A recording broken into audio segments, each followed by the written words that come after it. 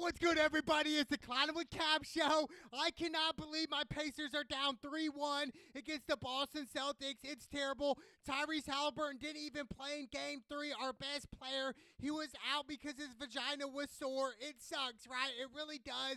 The Pacers are done. And really, I've even said at the beginning of the season that the Pacers are one player away from winning the championship. One player that can consistently score. And it hurts, obviously, that Dominic McLaren is out, which sucks in a way, but I just think overall, looking at the Indiana Pacers, we're literally one player away. Excuse me, Matherin. Matherin's been out with the shoulder injury. I think if we had him, we could have easily took Boston, but this is the easiest to the NBA Finals in NBA history that the Boston Celtics have had.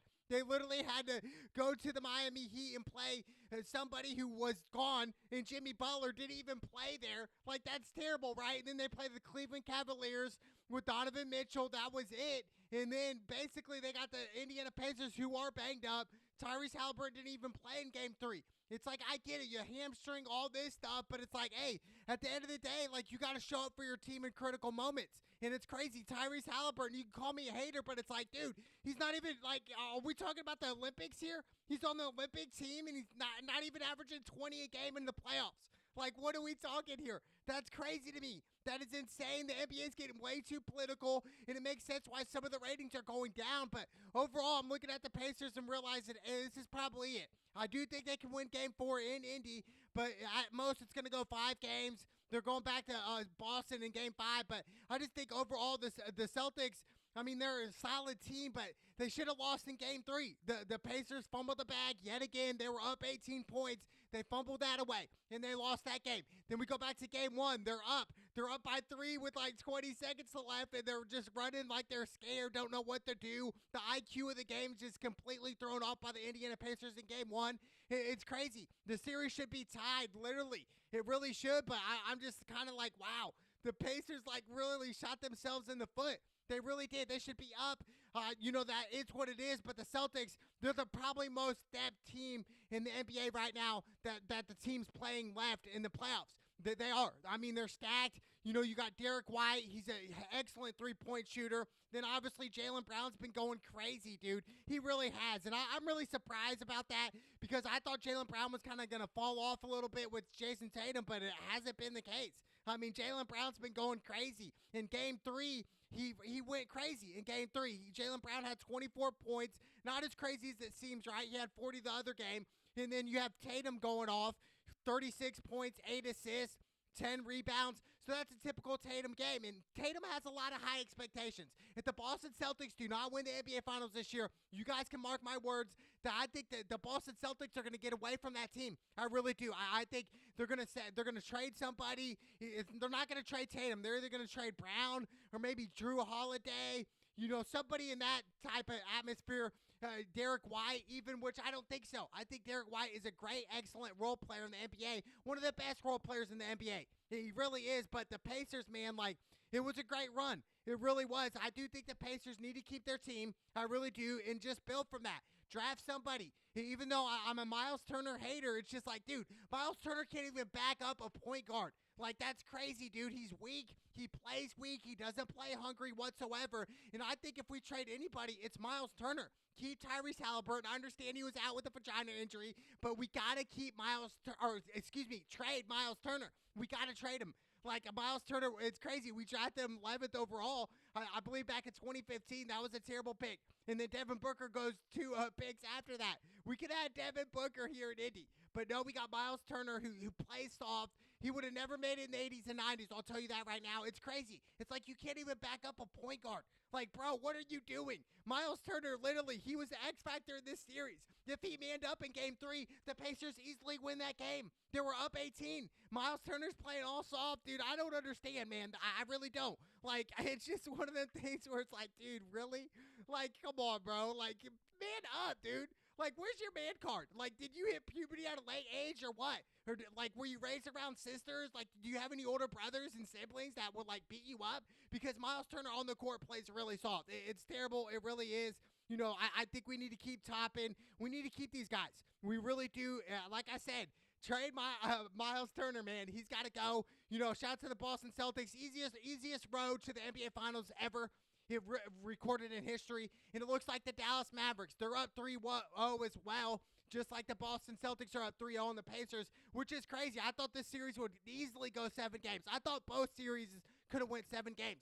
And it all went back to game 1 with the Pacers, how they fumbled the bag. Then they fumbled the bag in game 3. They just keep fumbling the bag. That's what the Pacers do. But the Dallas Mavericks, I told you guys, if Kyrie goes for over 30 a game and he starts going crazy, that's the Kyrie that I know. And I'm telling you right now, if the Mavs and Kyrie score 30 plus, we already know what Luka's going to do. He's going to do his thing in this bag. We saw him in game 2 hit a game winner over Rudy Gobert. You know, Rudy Gobert, what a cupcake, dude. The dude, he won Defensive Player of the Year this year, the NBA, and he's getting torched, dude. He's literally getting torched. Like, how political can it get? You know, Rudy Gobert, hey, he looks like a well-mannered guy. Doesn't look like he's from the hood whatsoever. Looks like he went to a private school. Let's get him, hey, Defensive Player of the Year. And then we see big boy ball come playoff time. Luka takes him to school, and he yells at him in his face. And Rudy Gobert's like, oh, I don't know what to do. Like, I'm just going to look stupid here on national television, and he just iced the game-winning 3 on me. Like, dude, Rudy Gobert, man, like, come on, bro. Man up, dude.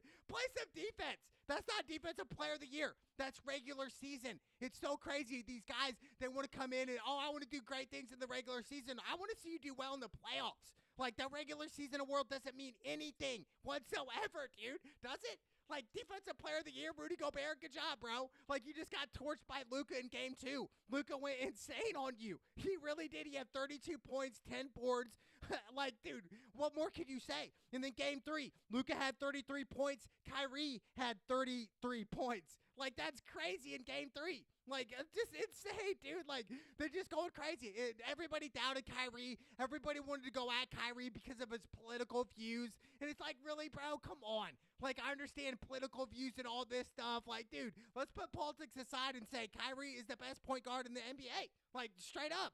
Like, yes, Steph Curry, but Steph Curry's more of a shooting guard to me. But overall, like, Kyrie, we're talking Kyrie here, who has the best handles in the NBA, arguably the best all-time behind Allen Iverson. Shout out to the GOAT AI, Allen Iverson. But I'm looking at Kyrie and saying, how did he get snubbed from the Olympic team this year? But yet they put Drew Holiday in there and Tyrese Halliburton. Like, come on, bro. Like, this is crazy, dude. That's crazy talk. Free Kyrie. I'm telling you right now, Kyrie is in his bag. And if Kyrie, like I said, goes for 30 plus a game, the Mavs are going to win it all. And we got P.J. Washington playing out of his mind, 16 points in game 3. What a role player he is. You know, and I think the Mavs, I underestimated the Mavs bigs and also their bench. I really did. I didn't think the Mavs were that deep, but they play well as a team. They have the camaraderie. They just have that tenacity. They have the mojo. They have the flow of the game. The Mavs understand the flow of the game better than any team I've seen this year. They just understand what the spots to pick.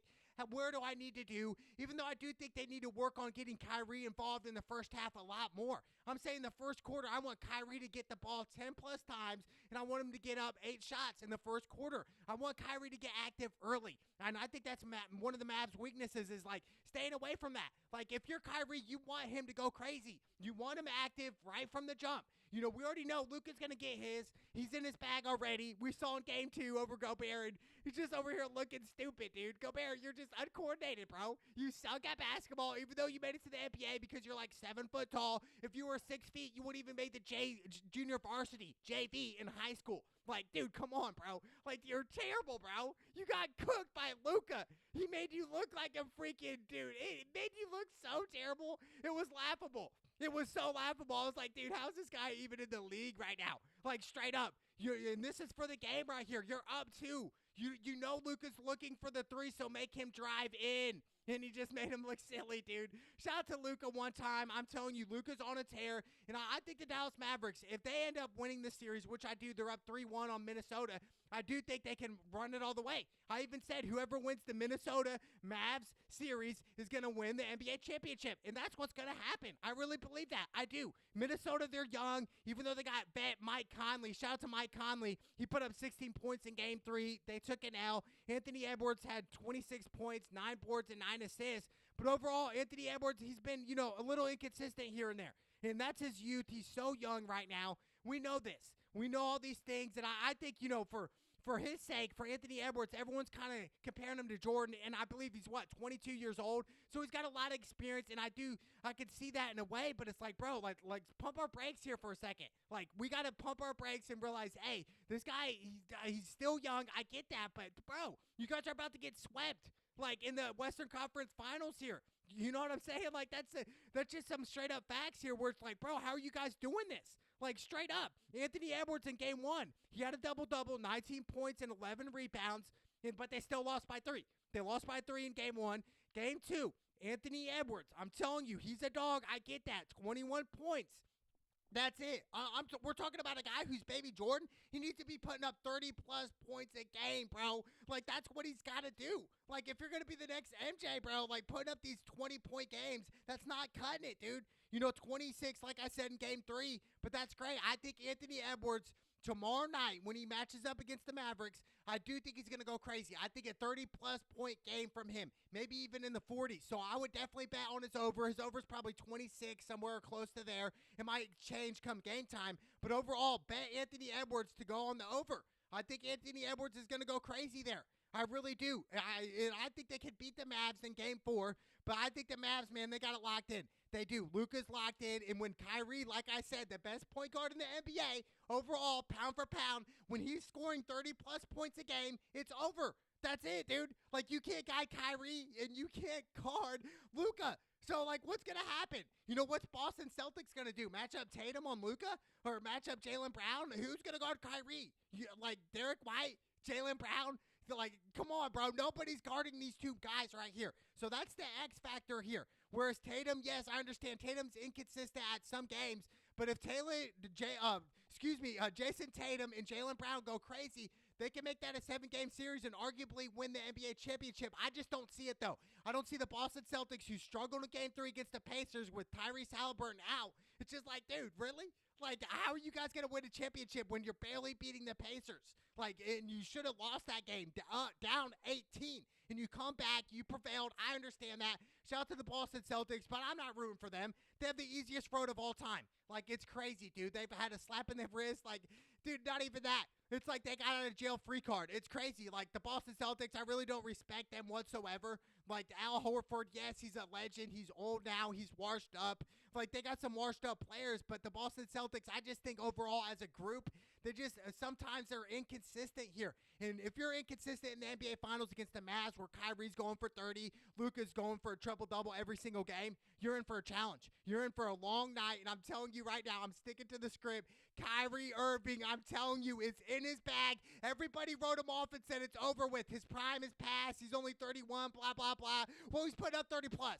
Let's go here. Okay, so I'm saying the Mavs versus the Boston Celtics. It'd be crazy if Pacers and Minnesota come back down 3-0. Both teams down 3-0. You never know. But right now, it's looking like the Mavs versus the Boston Celtics. Kyrie and Luka, I'm telling you, I'm rooting for you guys. Take off. It's the Cloudwood Cap Show. Let's go!